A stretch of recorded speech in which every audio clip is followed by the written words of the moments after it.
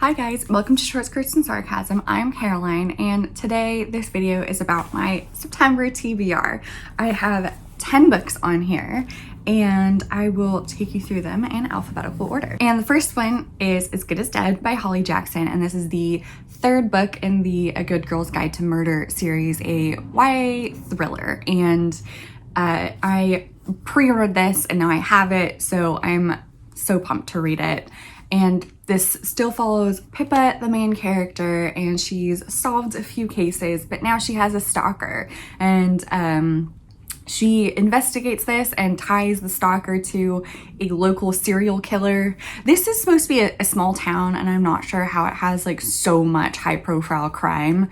Like surely at this point everyone would just move away after, you know, there's been several murders and now there's a serial killer. Anyway, I think this is the last book in this series, so we'll see if this holds up to the other two. This is also quite a bit larger than the other two. Next, I want to read Bodies of Water by V.H. Leslie, and this is about after ministering to a fallen woman in Victorian London, Evelyn has suffered a nervous breakdown and finds herself treated by the water doctors in the imposing Wakewater House, a hydrotherapy sanatorium. Years later, Wakewater House is renovated into modern apartments, and Kirsten moves in, fresh from a breakup and eager for the restorative calm of the Thames. But her archivist neighbor, Manon, fills her head with the river's murky past and with those men of science and art who are obsessed with the drowned women who are washed up on its banks. As Kirsten learns more about Wakewater's secrets, she becomes haunted by a solitary figure in the river and increasingly desperate to understand what the water wants from her. And this was a part of Jean Menzies' historical fiction books video, and I was immediately intrigued. I really enjoy historical fiction, and this also sounds kind of creepy, which I'm definitely into, and it was available on Scribd, and it's a very short novella. Next, for my book club, we're reading Cats this year. I'm going to read If Cats Disappeared from the World by Genki Kawamura, and this is another short novella, and this sounds very promising. What would you sacrifice for an extra day of life? The devil picked that moment to announce in his usual cheerful manner the next item he'd make disappear.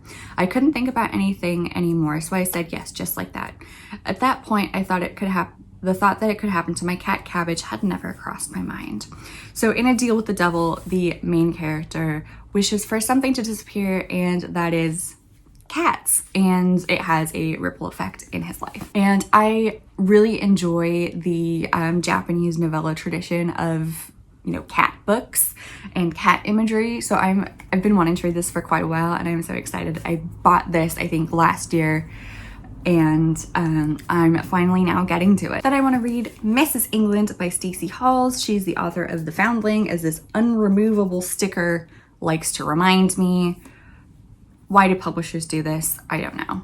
My friend works on this book's PR, and so I have seen it everywhere else, and I did have The Foundling and The Familiars, her other books, on Kindle, and I have now read them, so I can now move on to this, and I'm very excited because I did love both of those.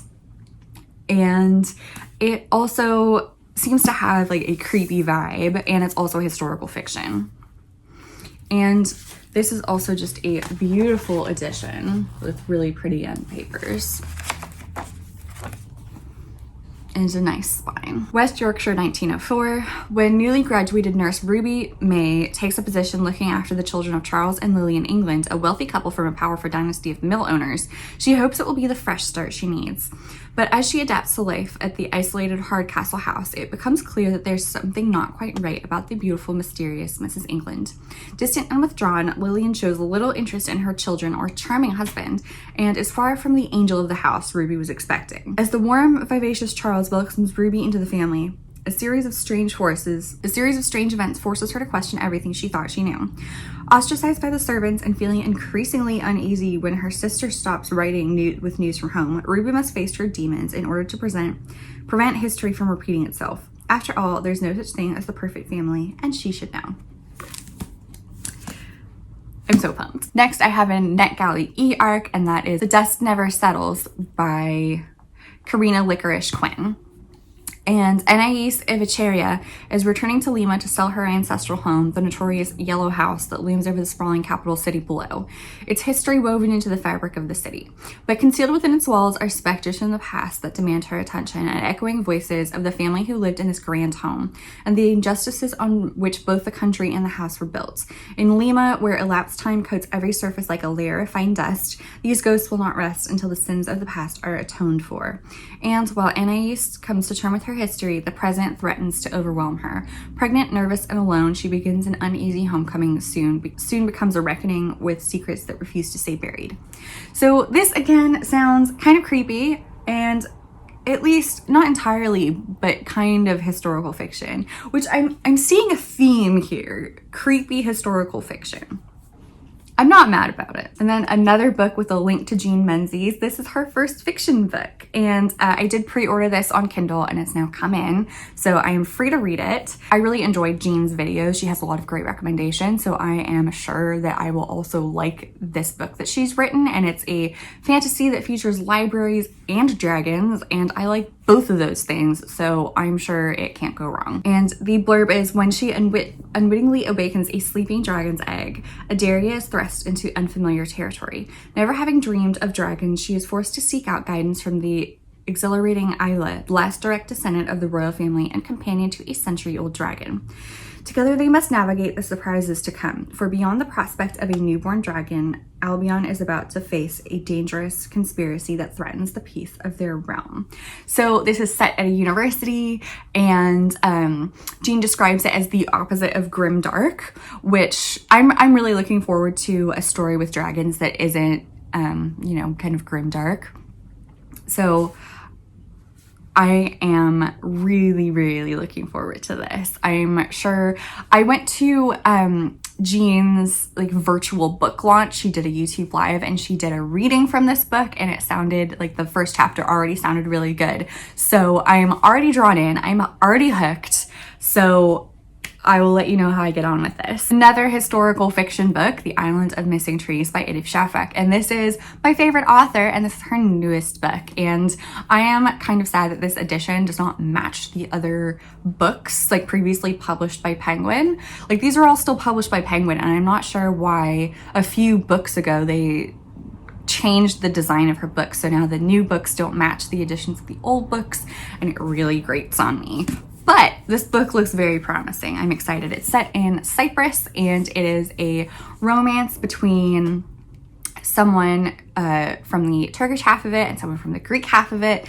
And they at some point move to London and have a child, and she struggles with her identity as, I think, as like both Turkish Cypriot, Greek Cypriot, and like British person. So I think that explorations of identity is what Elif Shafak does best. So I am so excited for this. I pre-ordered it, and when it came, I was overjoyed, over the moon. Next, another novella. I want to read The Ocean at the End of the Lane by Neil Gaiman, and my friend Andrea recently reread this book as part of her birthday week reading vlog, and I will link that video in the description below. If you haven't followed Andrea, what are you doing with your life? And I thought it was time for me to actually read this for the first time, because I do really enjoy Neil Gaiman's writing, and I haven't read this one before. And it's also a short novella, which is the secondary theme of this month's TBR. And in Sussex, England, a middle-aged man returns to his childhood home to attend a funeral. Although the house he lived in is long gone, he is drawn to the farm at the end of the road, where when he was 7, he encountered a most remarkable girl, Letty Hemstock, and her mother and grandmother. He hasn't thought of Letty in decades, and yet as he sits by the pond, a pond she'd claimed was an ocean, behind the ramshackle old farmhouse, the unremembered past comes flooding back, and the past is too strange, too frightening, too dangerous to have happened to anyone, let alone a small boy. So, intriguing blurb. It also sounds like there's links to the past, so historical fiction link there, very on brand for me. And next I want to read The Sisters Grimm by Mena von Prague, and this was a part of my quarter of a century makes a girl think 25 high priority Kindle books that I want to read, and I will also link that in the description so you can watch it if you want. And I'm finally getting to this, one of my high priority books. And this is, I think, about witches. So I'm very intrigued. The same friend who works on PR for the Mrs. England book also read this, really enjoyed it, and recommended it to me. So I am now, I think 2 years later, finally getting to it. And as children, Goldie, Liana, Scarlet, and Bee dreamed of a strange other world, a nightscape of mists, fog, perpetually falling leaves, and hungry ivy, lit by an unwavering moon. Here is the shadowland of Everywhere. The four girls, half-sisters connected by blood and magic, begin to nurture their elemental powers together. But at 13, the sisters were ripped from Everywhere and separated. Now 5 years later, they search for one another to yearn to rediscover their unique and supernatural strengths. So it seems like they all have an element that's sort of assigned to them and they can manipulate it. So I actually have already started this. I'm not very far into it, so I don't have any thoughts I can share with you yet. But I will certainly keep you updated as I read this. And then last on this list is Witchmark by C.L. Polk.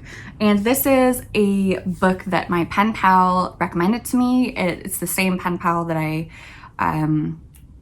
did I say this? I don't think I did.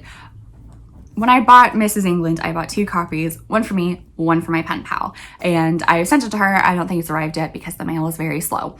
But we talk about books a lot in our letters, and she has really excellent taste. And so a little while ago, she recommended Witchmark to me.